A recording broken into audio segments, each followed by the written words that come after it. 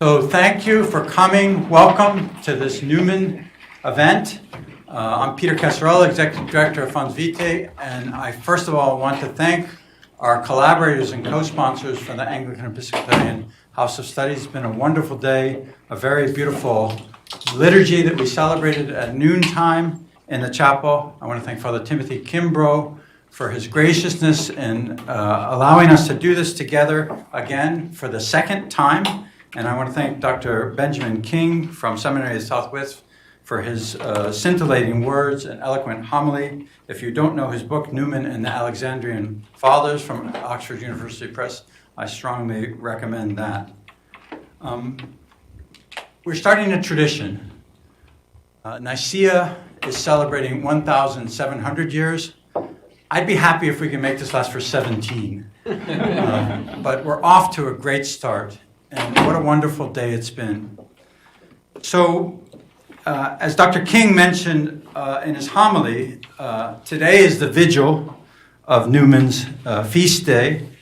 And on November 1st, Pope Leo will promulgate what he's already announced, what has already been proclaimed through the process in which Dr. King himself assisted, that is the proclamation of Newman as Doctor of the Church. So this second annual event is also the first one in conjunction with that announcement, which makes it very, very special. So my main job here this evening is to introduce our speaker, my colleague and dear friend, Dr. Reinhard Huetter. Dr. Huetter is a visiting professor of Catholic theology at Duke Divinity School, and in that capacity he serves as the director of the Catholic Certificate, and just as important for me, he is the co-founder of Funds Vitae. Many important things happened during COVID, but this is for me the most important thing that happened during COVID, is that we got this started. It's also important, before I get to his academic achievements, to mention that Dr. Huetter is on the 2021 to 2026 cohort that serves on the International Theological Commission. And that commission, you may know, recently published Jesus Christ, Son of God, Savior, which is a very, very important meditation on the 1,700 years of Nicaea. It has ecumenical, I've used it in the class just in the last 2 days, very interesting exchanges, but it has ecumenical and intercultural implications, and also deals with the doctrinal and liturgical aspects of the Nicene Creed. And he was part of the group that put that together. His many publications, I'll just mention a couple of things so we can get to the main event. His 2 books on Thomas Aquinas are highly recommended, Dust Bound for Heaven from 2012 and Bound for Beatitude in 2019. And of course, in terms of tonight's theme, I strongly commend to you his brilliant work, with Catholic University Press in 2020, John Henry Newman on Truth and Its Counterfeits, a very timely meditation in terms of the situation in which we find ourselves today, also in the university. So without further ado, I'd like you to join me in welcoming my friend and colleague, Dr. Reinhard Huetter, who will speak to us tonight on St. John Henry Newman on God at Nicaea.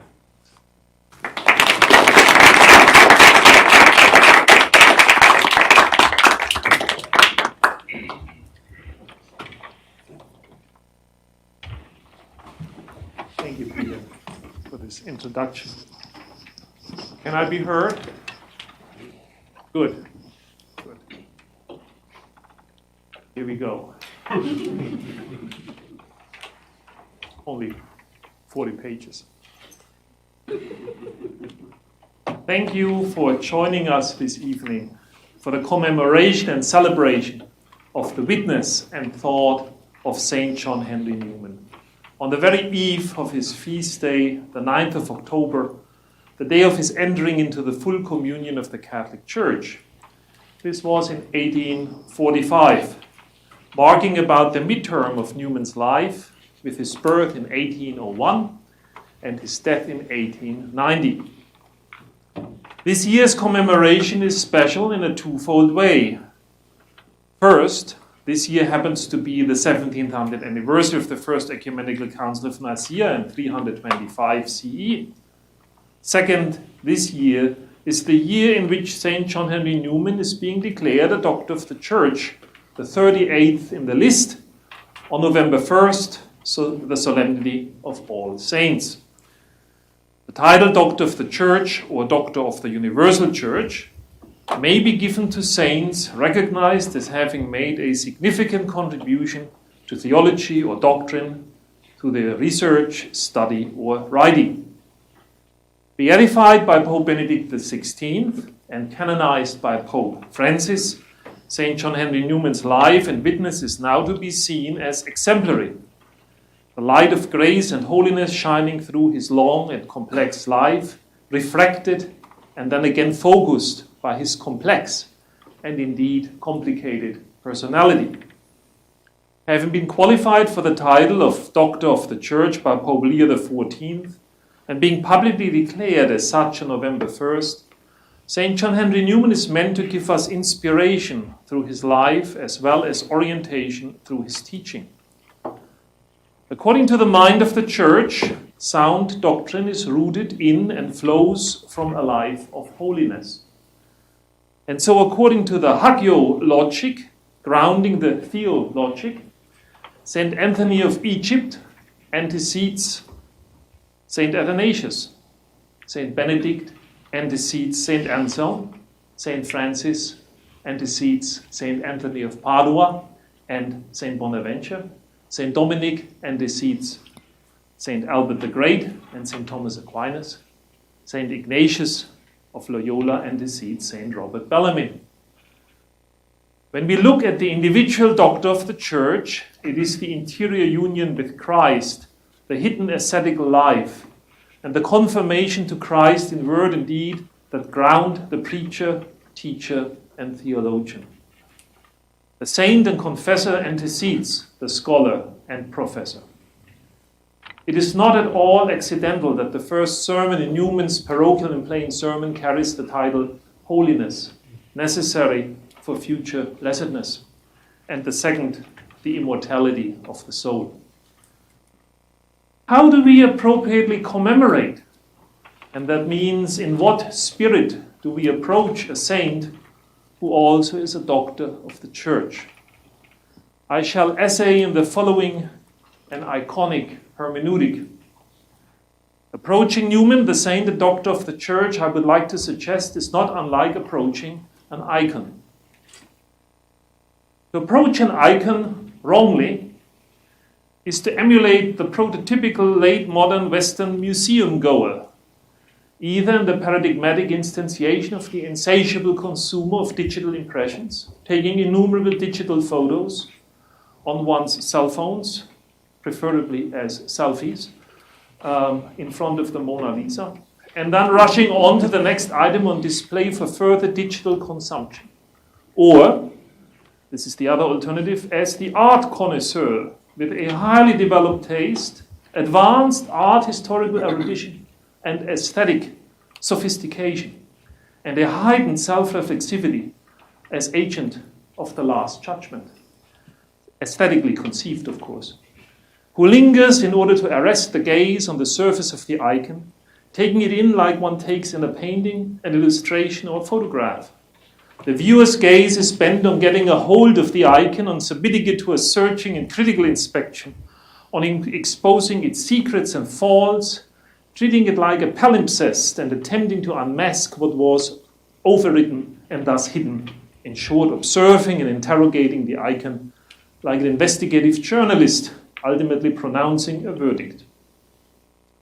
It is either to bypass the icon in sheer ignorance, of course largely inculpable ignorance, or it is to judge, dissect, in short, dominate the icon, and thereby turn it into its very counterfeit. By contrast, to approach an icon correctly, that is, as icon, is to enter into the gaze of the icon, to have one's own vision inverted by being drawn into the very reality the icon conveys.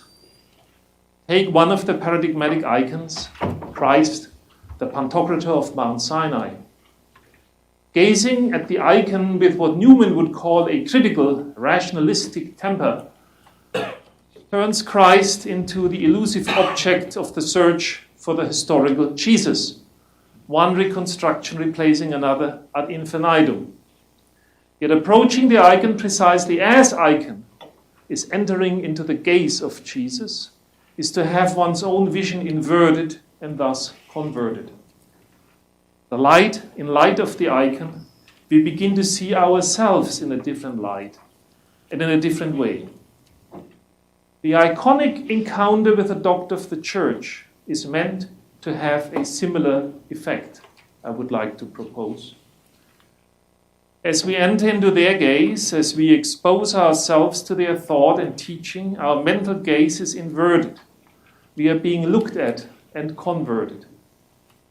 This is the effect that many experience when exposing themselves in the proper way to the writings of St. Catherine of Siena, St. Teresa of Avila, St. Therese of Lisieux, but also those of St. Irenaeus, St. Athanasius, St. Augustine, St. Bonaventure, St. Thomas Aquinas, and also St. John Henry Newman. They're all doctors of the church who I'm listed here now. Just if you wonder why I came up with that list. They are selection from the official list of 38. To read or see an icon properly as icon, one must participate in the spirit in which the icon was written. To read a doctor of the church as doctor of the church, one must participate in the spirit that informed the life as well as the writings of the doctor of the church.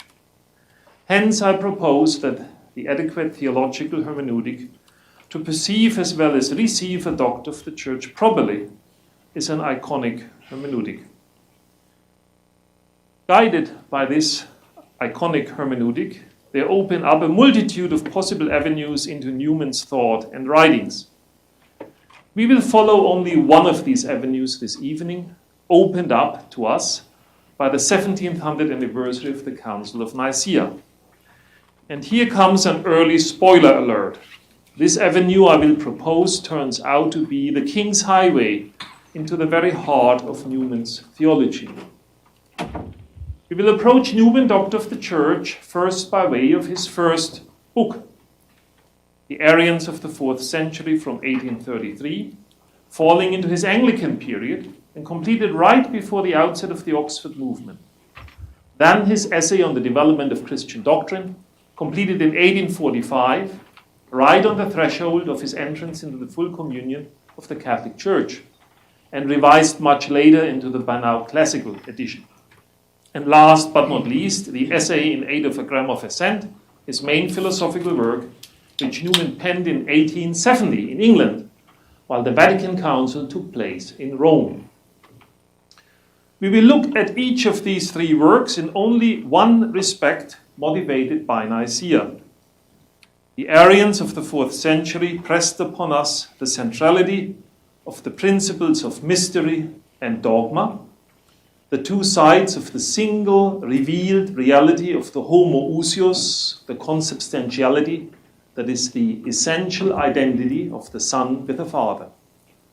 This fundamental theological tenet, articulated with surpassing clarity and untiring persistence by another doctor of the Church, for Newman the true hero who saved the dogma of Nicaea, St. Athanasius, forms the normative theological criterion for Newman's theological reading of the conciliar history, a reading in which Newman includes as a horizon of analogical comparison and critique his own contemporaneous ecclesial and theological landscape of the Church of England in the early 19th century. Both aspects of Newman's first book have become increasingly controversial for those interested in a subtle theological rehabilitation of Arius, those interested in putting moral and theological blame on Athanasius, and finally those who reject any narration of the conciliar history that is antecedently, in a substantial way, theologically informed, as inherently unscientific, anachronistic, and ahistorical. In the second half of the 20th century, their name is Legion. In the essay on the development of Christian doctrine, we will look at two of the principles Newman identifies as underlying all forms of an authentic development of doctrine. And it turns out that Nicaea's homoousios, consubstantiality, again plays a crucial, indeed indispensable role at the heart and center of these principles. Finally, we will look at the grammar of assent, in which Newman shows how it is indeed possible for every person to form an apprehension of the central mystery of the Christian faith, the consubstantiality of Father, Son, and Holy Spirit, to make a genuine act of real assent, and hence to recite or chant the Nicene Creed with deep conviction and indeed with certitude. It will turn out that God at Nicaea is for Newman the key to the mystery of the Incarnation and of our salvation. It might even be the hidden center around which all of Newman's thought, pastoral, theological, and philosophical, orbits.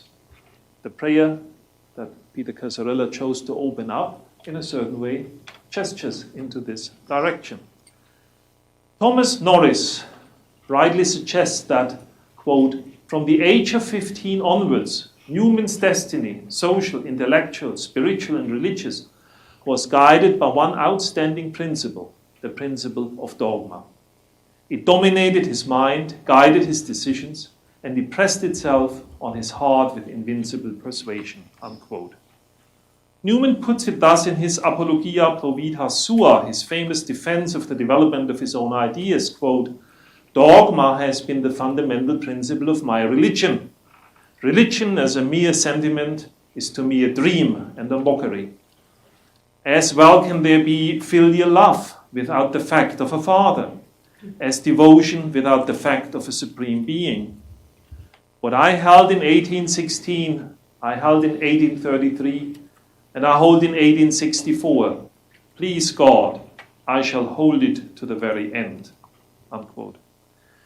And in his essay on the development of Christian doctrine, Newman describes the nature of the principle of dogma thus, quote, the principle of dogma, that is, supernatural truths, irrevocably committed to human language, imperfect because it is human, but definitive and necessary because given from above, unquote.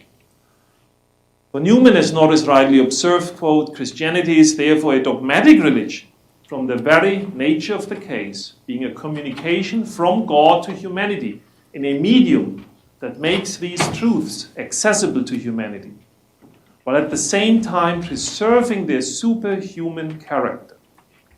It is this very quality that sets Christianity apart from every other religion, unquote. And Newman already stated in his 1833, The Arians of the 4th Century, that, quote, the Church of God ever has had, and the rest of humankind never have had, authoritative documents of truth and appointed channels of communication with him, unquote.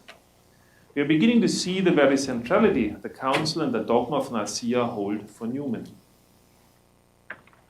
Newman rightly stresses that to preserve the apostolic faith, the Council of Nicaea introduced a new technical non-biblical term because Arius, as well as those opposing him, drew extensively on the scriptures to make their respective and mutually exclusive theological points. Homoousios, of the same substance, of identical essence, declaring that the Son is consubstantial of one being with the Father. As St. Athanasius explained later, the Nicene bishops were compelled to draw upon this term to exclude any interpretations of the scriptures that would suggest the Son being created from nothing. The dogmatic key assertions of the Council are that the Son is God from God, light from light, true God from true God, that he is begotten, not made, and crucially that he is of one substance, homoousios, with the Father. This counters Arius' claim that the Son was created from nothing, and affirms that he shares fully in the one singular and indivisible divine essence. The Son is both begotten of the Father and consubstantial with the Father. The Son is Son by nature, so to speak, and not the Son by way of the Father's generative, that is, creative will. Note well, the Council of Nicaea did not articulate a full doctrine of the Trinity, but laid its essential foundation. While the Holy Spirit was only briefly mentioned in the Creed of Nicaea, we believe in the Holy Spirit, it was the first Council of Constantinople in 381, that would build upon Nicaea's framework to declare the full Trinitarian dogma as articulated definitively in the Nicene Constantinopolitan Creed. Homoousia, consubstantiality, announces a mystery that human reason cannot grasp in one discursive act, cannot reduce to one single coherent concept. The Father and the Son are one single ousia, one essence, yet are subsisting distinctly. For human reason, this is an antinomy. We can think the one or the other, but we cannot think the one single thought, the one as the other.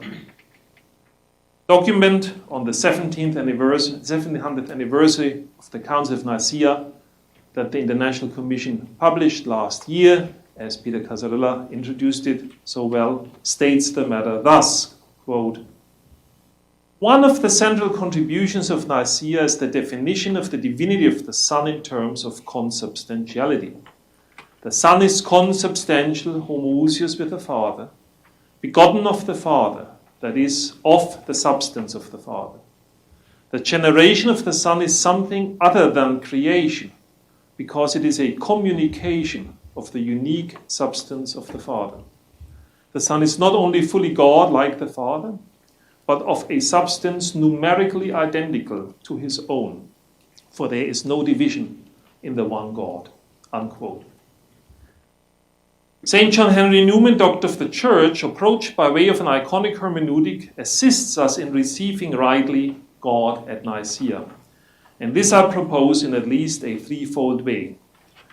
First, by conveying the mystery and dogma.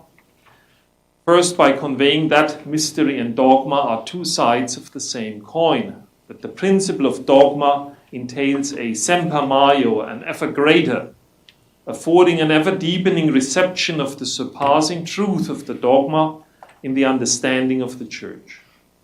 Second, by showing how the principle of dogma steers the development of doctrine, how the dogma of Nicaea belongs, so to speak, to the genetic code that enables and guides further doctrinal development. Third, by offering an answer to the important question, how we can make an act of real assent, that is, of an assent of real personal conviction to something we cannot understand, a mystery. How can we embrace existentially in a full-blooded way and chant in the liturgy what defies or at least utterly transcends human reason? Let us turn to Newman's 1833, The Arians of the 4th Century. For historical scholars reared in the school of historicism, Newman's theologically charged reading of the history of Arianism before and between the councils of Nicaea and Constantinople is a provocation, to say the least, and more likely an abject failure of critical ecclesial and doctrinal historiography.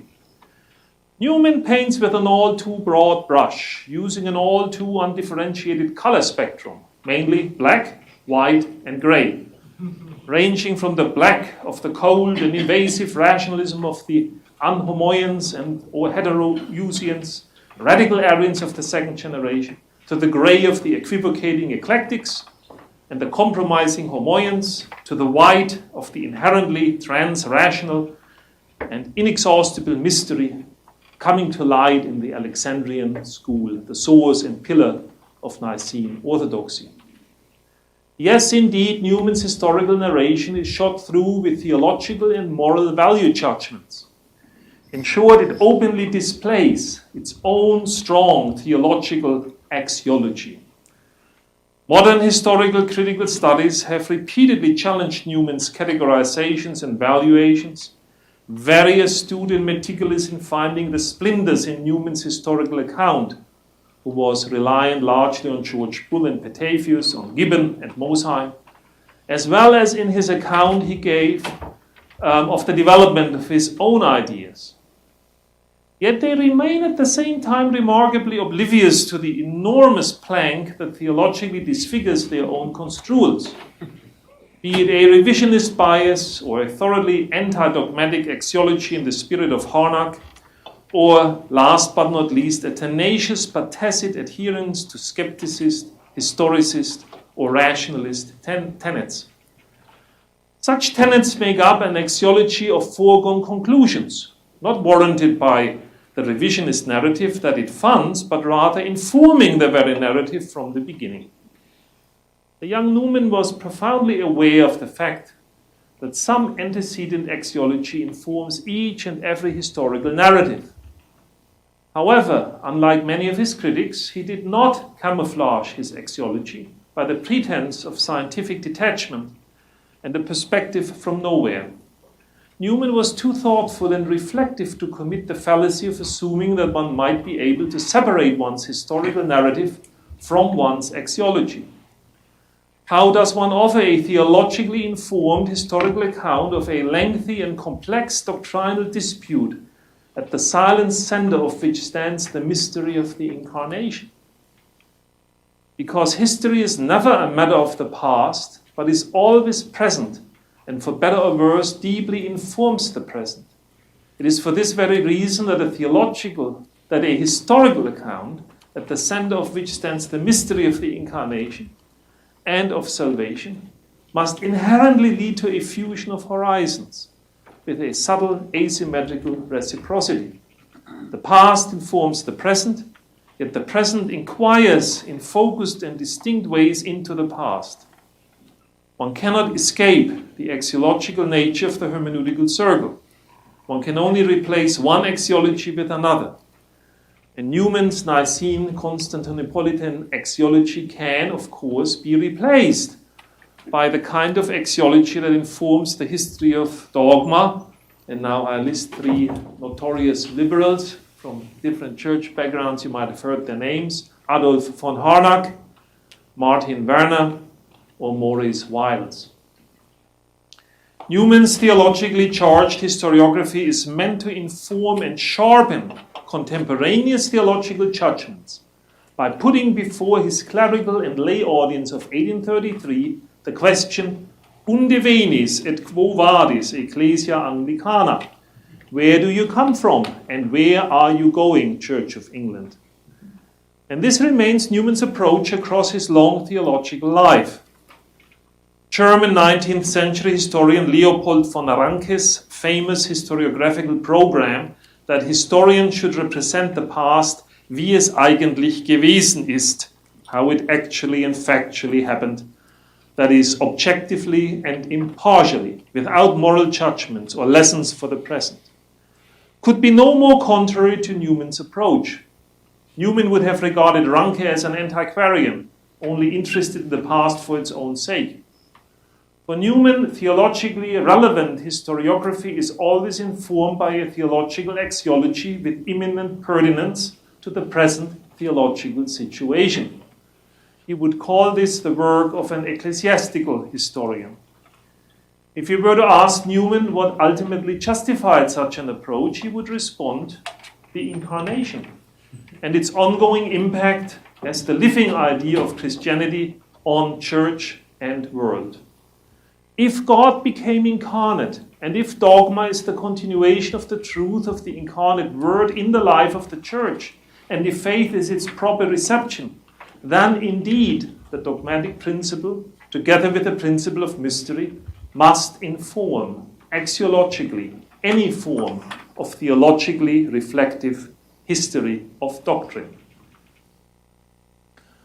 So much on the 1833 first work. We could say a lot more, but let us now turn to Newman's 1845 essay on the development of Christian doctrine, penned in its first version in the year before entering into the full communion of the Catholic Church. While this complex work eventually became profoundly influential in Catholic theology, with an indirect but still indisputable impact on the Second Vatican Council, it was written originally, first and foremost, as a cumulative argument.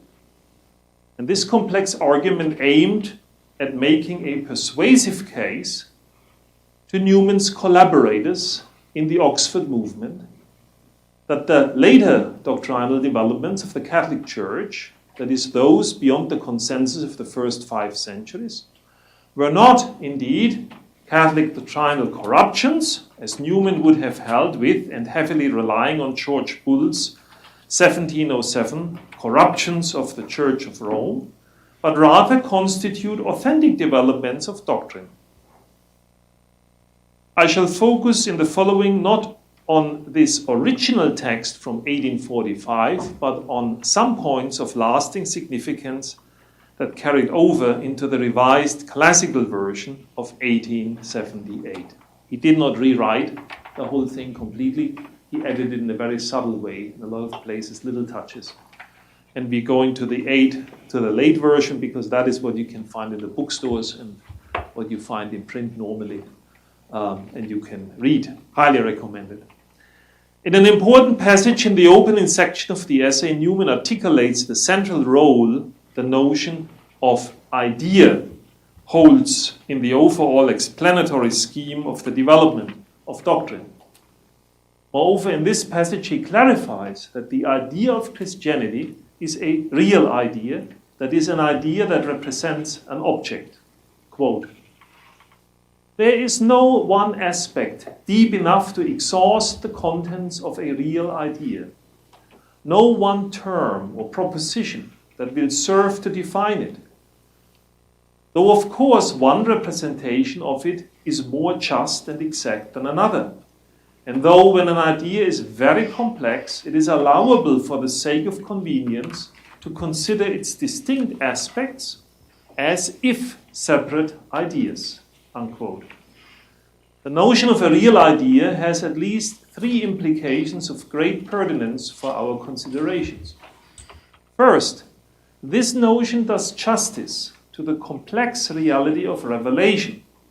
Divine revelation, especially in the case of an explicit and definitive self-revelation, necessarily entails the communication of truth to be apprehended, articulated, assented to. Newman astutely observes, quote, "Revelation implies a something revealed, and what is revealed is imperative on our faith, because it is revealed. Revelation implies imperativeness. It limits in its very notion our liberty of thought, because it limits our liberty of error, for error is one kind of thought. If there is a revelation, there must be a doctrine. Both our reason and our hearts tell us so." Unquote.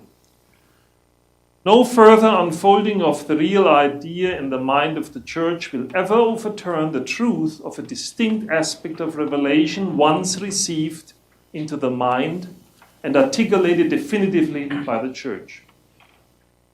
Yet because divine revelation is conceptually inexhaustible, the definitive reception of a truth can always be understood in a deeper and more comprehensive way in the context of other received truths. No set of propositions can exhaust divine revelation conceptually. The notion of a real idea thereby accounts for two indispensable conjoint principles that Newman takes to be at the very heart of the theology of the Fathers, principles that entered into the Church's explicit awareness fully only during the Arian crisis: the principle of mystery and the dogmatic principle. Second, not every person under the influence of a real idea holds this idea in the same way, depth, and extension as others. It is precisely for this reason that through contemplation, investigation, dialogue, and conflict, the idea develops and is thus ever more fully and deeply received in the minds of those over whom it wields its influence. Third, revelation understood as mystery means that the idea of Christianity remains essentially impervious to all rationalistic attempts of reducing it to a mere manifestation. On rationalistic suppositions, conceivably, a sufficiently complex manifestation might for a while constitute a conceptual and logical quandary. Yet it always admits, in principle, an eventual comprehensive rational resolution. Hegel is the master of that in the Christian context. Revelation, on the contrary, as emphasized by Newman, received as a real idea, is continually articulated in definitive form. That's the dogmatic principle. Yet it can never be conceptualized as a whole and hence never be grasped comprehensively. And that is the principle of mystery. The real idea remains therefore inexhaustible and simultaneously admits an ever deeper explication in the mind of the Church. Divine revelation received as a real idea has, according to Newman, three central characteristics. It is comprehensive, living, and real. It is comprehensive, that is, it underlies all of its various expressions. Quote, creeds and dogmas live in the one idea which they are designed to express, and which alone is substantive, and are necessary only because the human mind cannot reflect upon that idea, except piecemeal, cannot use it in its oneness and entireness, nor without resolving it into a series of aspects and relations. Unquote. It is living because the great idea takes hold of 1,000 minds by its living force, so that it may rather be said to use the minds of Christians than to be used by them. It is real because it represents an object and is commensurate with the sum total of the possible aspects of the object. The idea of Christianity is not a mental construct, but rather an idea that pre-exists before it enters the individual mind. This idea is one truth, and the mind, quote, is below truth, not above it, and it is bound not to descant upon it. Unquote. As comprehensive, living, and real, the idea of Christianity, informed by the principle of mystery and the dogmatic principle, has a single constitutive center.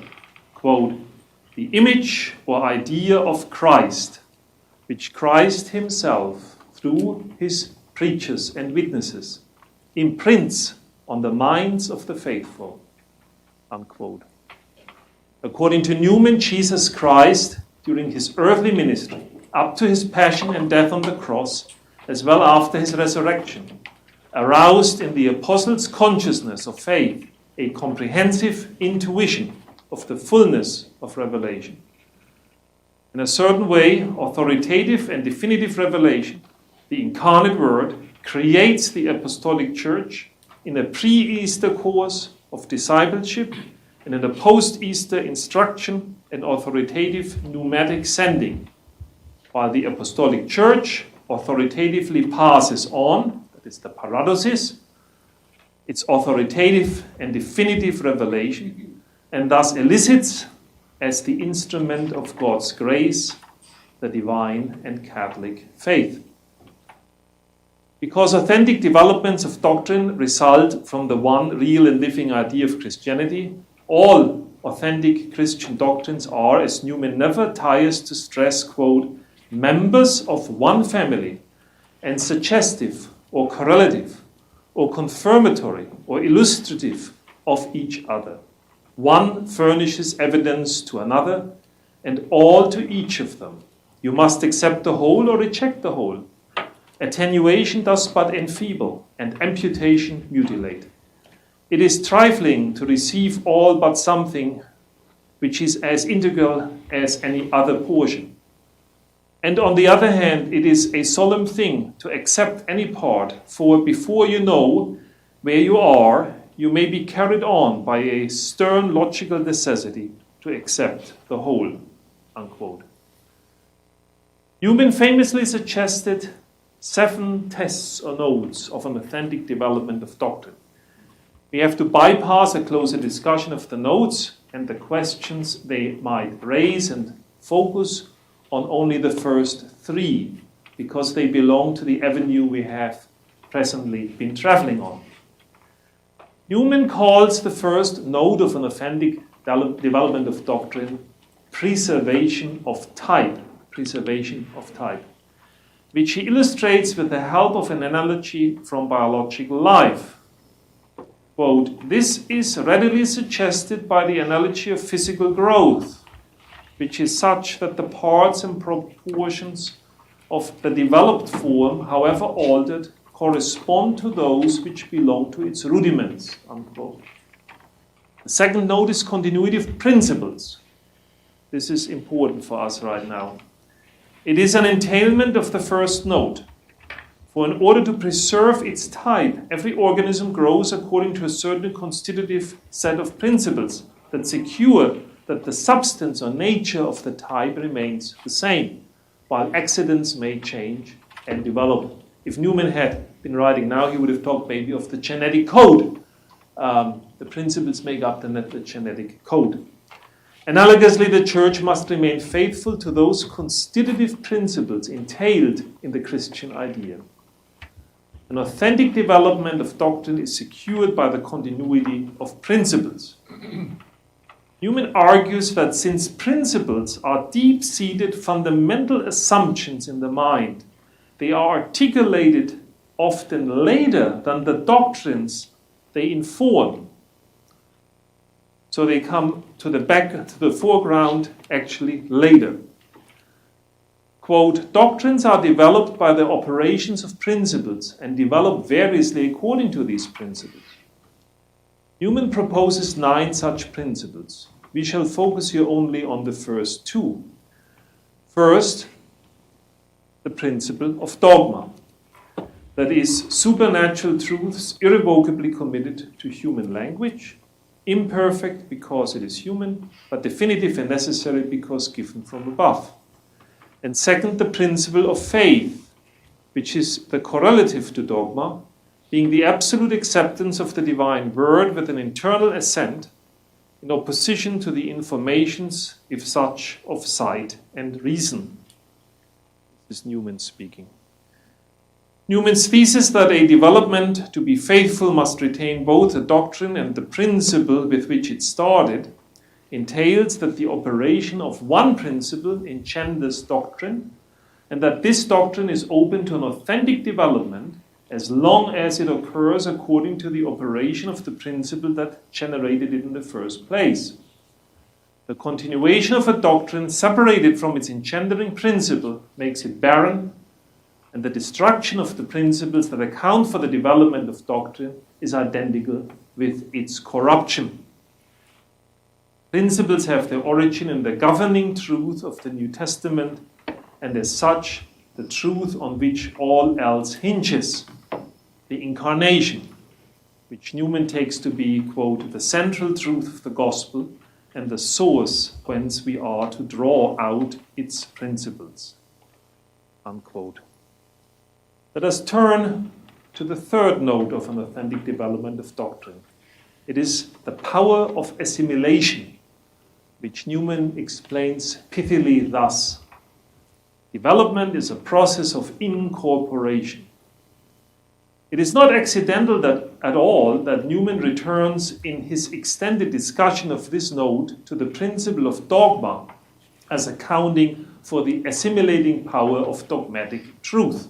Quote, that there is a truth then, that there is one truth, that religious error is in itself of an immoral nature, that its maintainers, unless involuntarily such, are guilty in maintaining it, that it is to be dreaded, that the search for truth is not the gratification of curiosity, that its attainment has nothing of the excitement of a discovery, that the mind is below truth, not above it, and is bound not to descant upon it, but to venerate it. That truth and falsehood are set before us for the trial of our hearts, that our choice is an awful giving forth of lots on which salvation or rejection is inscribed, that before all things it is necessary to hold the Catholic faith, that he that would be saved must thus think and not otherwise, that if thou criest after knowledge and liftest up thy voice for understanding, if thou seekest her as silver and searchest for her as for hid treasure, then shalt thou understand the fear of the Lord and find the knowledge of God. This is the dogmatical principle which has strength, unquote. Power of assimilation, it turns out, is an absolutely indispensable note of an authentic development of doctrine. The incarnation is the very heart and center of the principle of dogma, and the ultimate source of the assimilative power of dogmatic truth. And the key to the right reception of the truth of the incarnation in faith is nothing else but Nicaea's homoousios. Let us now finally turn to Newman's 1870 An Essay in Aid of a Grammar of Assent. This demanding work is a rigorous, astute, and illuminating examination of how a human person comes to believe something.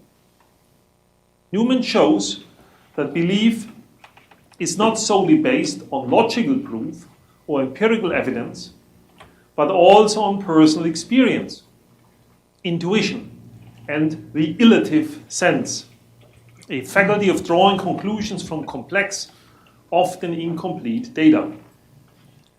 Newman wrote this book partly as a response to British empiricism, especially John Locke, who argued that we should adjust our level of certainty in a belief based on the weight of the evidence for it. Responsible reasoning, according to Locke, means not holding a belief with more certainty than the evidence warrants. In his Grammar of Assent, Newman demonstrates persuasively that Locke's proposal failed to account for the complexities of de facto human belief, and that it is, moreover, impossible to practice consistently. We already know from the Arians of the 4th century and from the essay on the development of Christian doctrine that Newman strongly believed in the absolute necessity of dogma for Christianity, the religion of formal revelation, that is, of divine self-revelation in the incarnate Word, viewing Christianity without dogma as mere sentiment and as ultimately unsustainable. This stance stemmed from his conviction that Christian revelation presents supernatural truths that, while expressed in human language with inherent limitations, are nonetheless essential for guiding faith and shaping religious practice. In his Grammar of Assent, Newman distinguishes between two modes of apprehending propositions: notional apprehensions and real apprehension. Notional apprehension is a more abstract, intellectual understanding of a proposition, such as the theological presentation of a dogma. Real apprehension, in contrast, involves a concrete and vivid grasp of the subject matter, engaging the imagination and the affections, leading to a deeper and more impactful assent. Newman posits that for religious belief to be truly vital and transformative, dogma needs to move beyond mere notional assent and become something experienced and apprehended in a real way. This means engaging the individual's imagination, conscience, and lived experience in order to achieve a firm and unwavering belief, real assent. Central to Newman's epistemology, and particularly relevant to understanding his views on dogma, is the role of conscience. Conscience provides a foundational awareness of God and moral obligations, according to Newman, laying the groundwork for accepting revealed truths, which are gifts of grace, yet consonant with the witness of conscience. This moral sense, deeply ingrained in the human spirit, serves, according to Newman, as a powerful influence guiding individuals toward the recognition and acceptance of religious truths as articulated by dogma. In essence, for Newman, assenting to dogma personally and existentially, that is, by making an act of real assent, is not simply a matter of intellectual agreement or a logical conclusion. It is a complex act that involves a personal commitment, a willingness to trust in a reality beyond the realm of strict proof, and the recognition of the dynamic nature of truth within the Church's tradition. As Newman put it famously, one of my favorite quotes from the Grammar of Assent, the heart is commonly reached not through the reason, but through the imagination, by means of direct impressions, by the testimony of facts and events, by history, by description. Persons influence us. Voices melt us. Looks subdue us. Deeds inflame us. Many a man will live and die upon a dogma. No man will be a martyr for a conclusion. A conclusion is but an opinion. It is not a thing which is, but which we are quite sure about. And it has often been observed that we never say we are sure or certain without implying that we doubt. To say that a thing must be is to admit that it may not be. No one, I say, will die for his own calculations. He dies for realities. Then he continues, we are now able to determine what a dogma of faith is and what it is to believe it. A dogma is a proposition. It stands for a notion or for a thing. And to believe it is to give the assent of the mind to it, as it stands for one or for the other. To give a real assent to it is an act of religion. To give a notional is a theological act.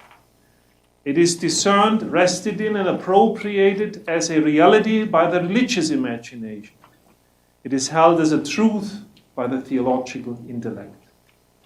Then he concludes, religion has to do with the real, and the real is the particular. Theology has to do with what is notional, and the notional is the general and systematic. Hence, theology has to do with the dogma of the Holy Trinity as a whole, made up of many propositions. But religion has to do with each of these separate propositions which compose it, and lives and thrives in the contemplation of each of them. In them it finds the motives for devotion and faithful obedience, while theology, on the other hand, forms and protects them by virtue of its function of regarding them not merely one by one, but as a system of truth. Unquote.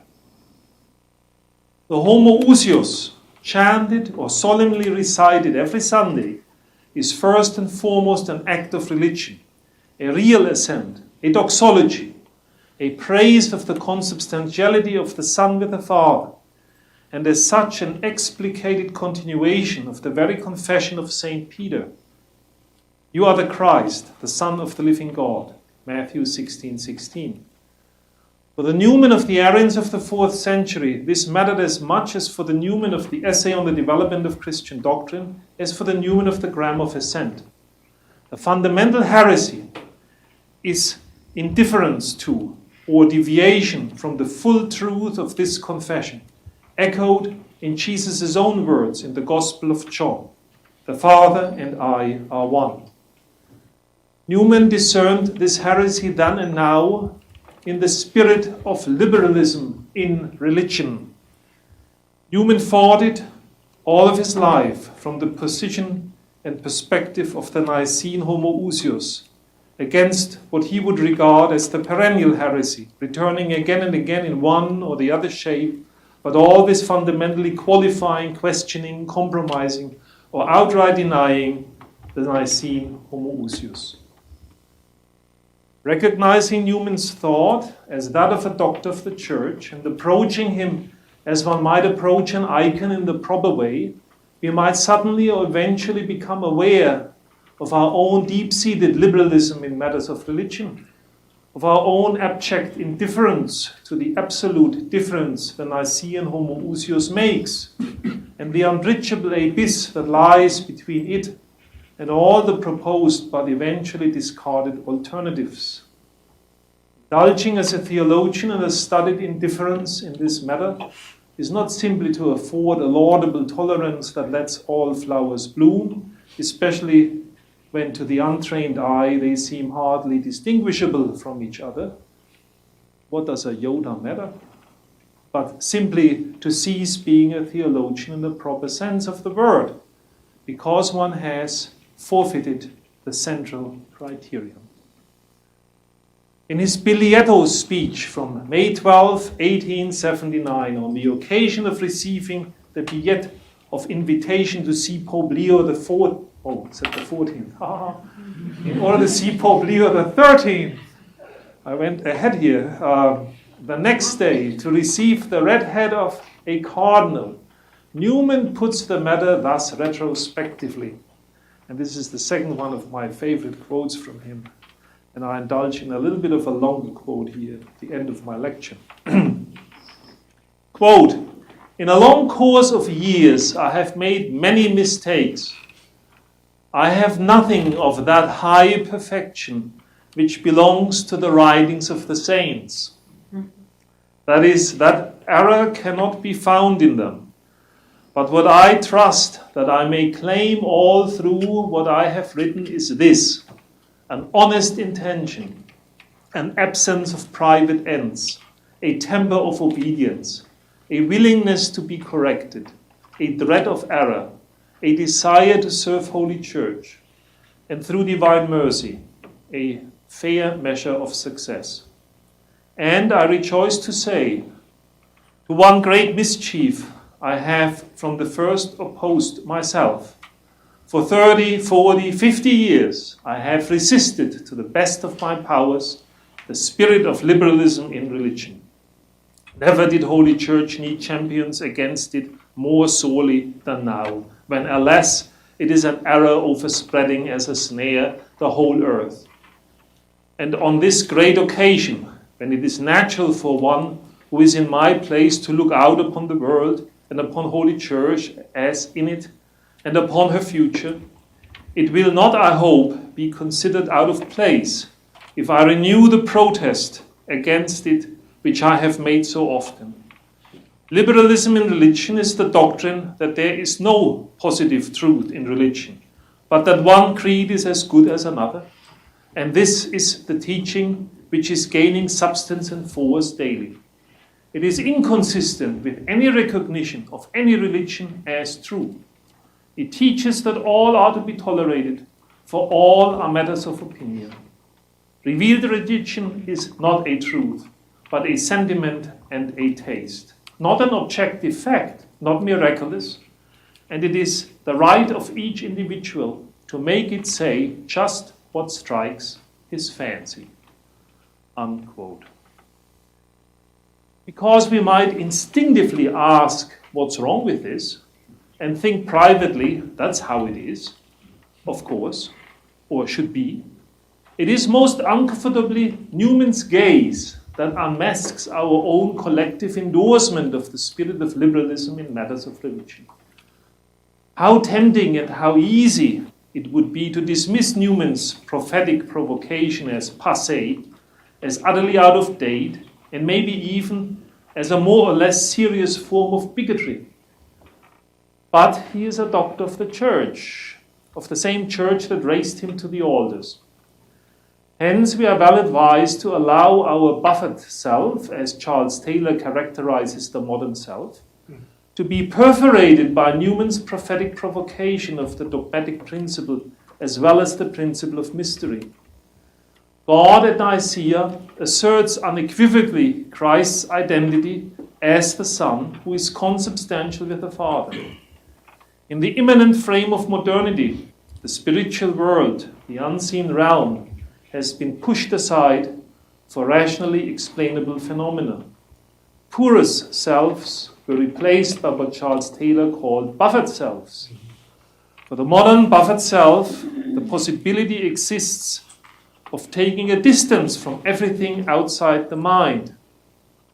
God at Nicaea invites a fundamental conversion from the buffered self to the poorest self, for whom meaning and purpose are not created by the individual, but are already part of a divinely ordered reality, a reality under the primacy of the divine self-revelation in Christ.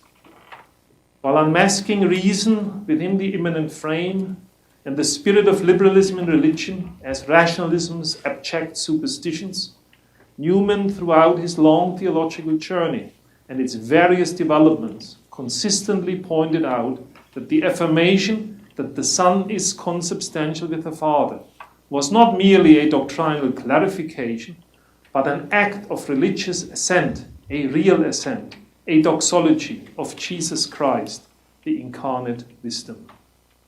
The famous Russian theologian, mathematician, and scientist Pavel Florensky, in his extraordinary work, The Pillar and the Ground of the Truth, expresses the event of wisdom that articulates the truth of the incarnate Word in the following words, quote, "It is impossible not to shudder to recall that unique moment, forever significant for its philosophical and dogmatic importance, when the thunder of Homoousios first rang out over the city of victory, Nicaea.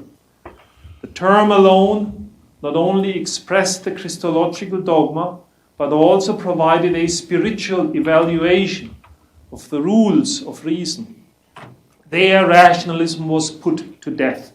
There, for the first time, the new principle of rational activity was proclaimed urbi et orbi," unquote. The Nicaea document of the International Theological Commission builds on Florensky's claim thus, quote, "The Logos, that is Christ incarnate, Son of the Father, in the communion of the Holy Spirit, shows that he himself is the measure of all human Logos, which he can enliven and expand, but of which he can also be the judge, putting it in crisis, in the strict sense of the term. Basically, the event of wisdom produced by the event of Jesus Christ introduces human reason and thought to their highest and truest vocation," unquote. Such a broadening of reason, achieved by rationalism having been put to death, is the result of a Christological conversion of the intellect, a taking on the mind of Christ, Philippians 2:5. St. John Henry Newman, doctor of the Church, turns out to be a prime witness of such a taking on the mind of Christ, if we approach his life and thought by way of an iconic hermeneutic, inviting our own conversion to take on ever more the mind of Christ, by entering ever deeper into the mystery of the Homoousios, the God at Nicaea. And remember, time is short, eternity is long. I thank you for your attention.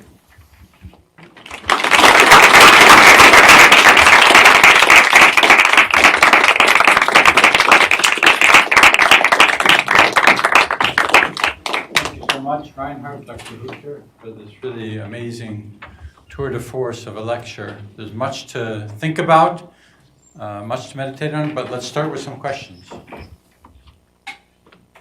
We have a little bit of time, and take a breath.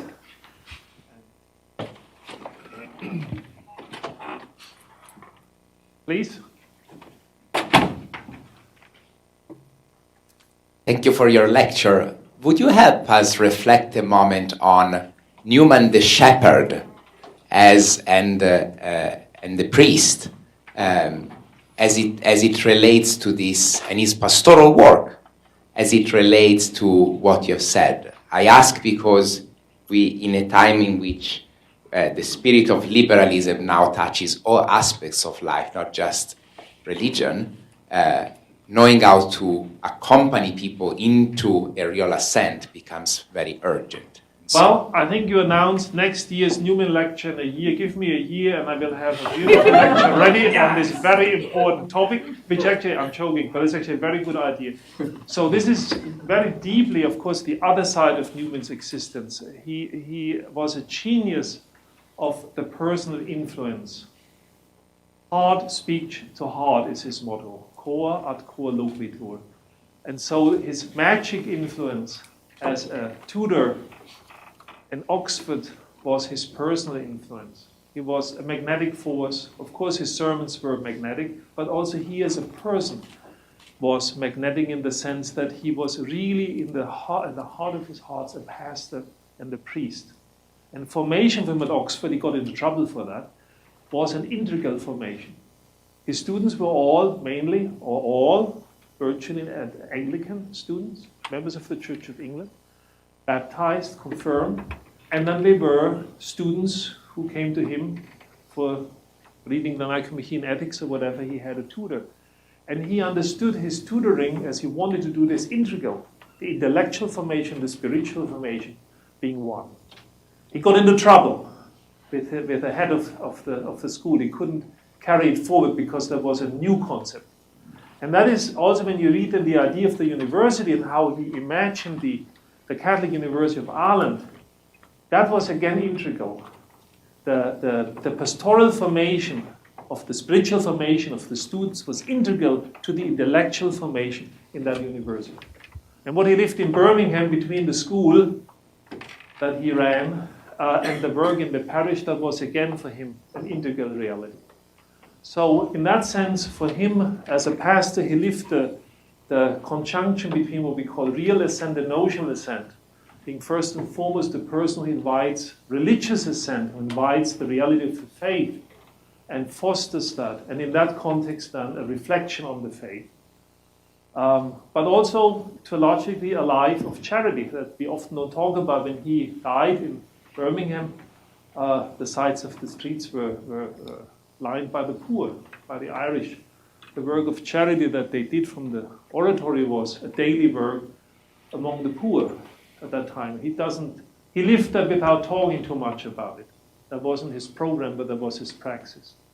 He was always haunted that he hadn't given enough here, that he doesn't enough charity. He was often talked about, have I done enough in that order? But that was for him was an integral reality. So this is a very rich topic of its own.